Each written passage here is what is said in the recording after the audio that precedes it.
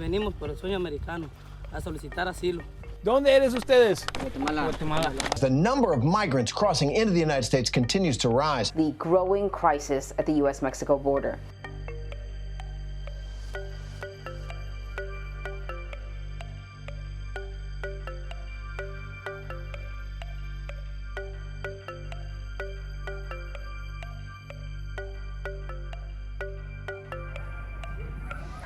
The majority of migrants that we're seeing today on the border have actually been waiting in Tijuana for at least a year and sometimes 2 years. It's, just families living in tents. And what we've seen in years past in these kind of situations is that this is really a booming business model for smugglers.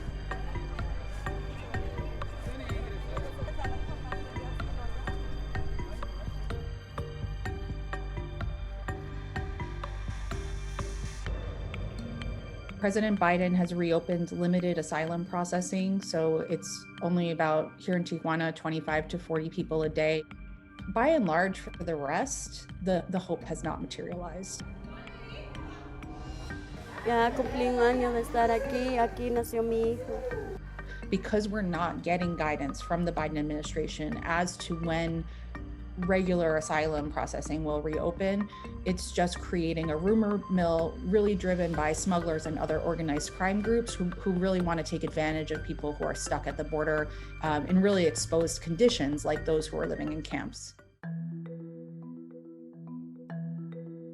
The Biden administration changed one of Trump's policies to say that unaccompanied children would no longer be turned back. So that's one of the reasons we're seeing an uptick now. Before the new president took office, we didn't have these types of numbers coming across. As we see unaccompanied children all the time.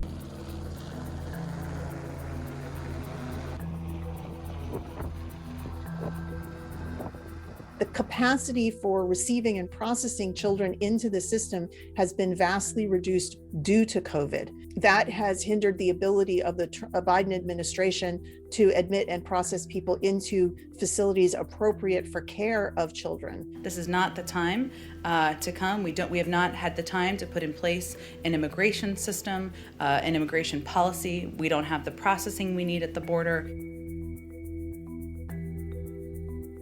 They have to surge resources. They have to find facilities that can take families and children as soon as possible.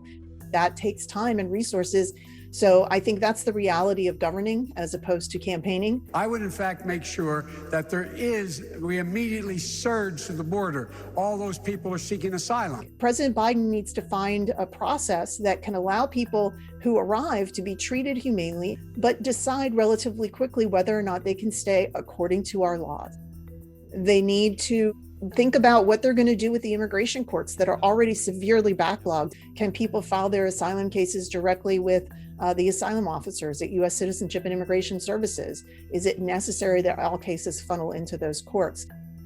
When the COVID restrictions are no longer necessary, will we have the capacity to process them? Or will we end up having essentially overrun facilities with families and other asylum seekers at the border? I think that's what the Biden administration is hoping to avoid, but it needs to take a lot of steps right now before that happens.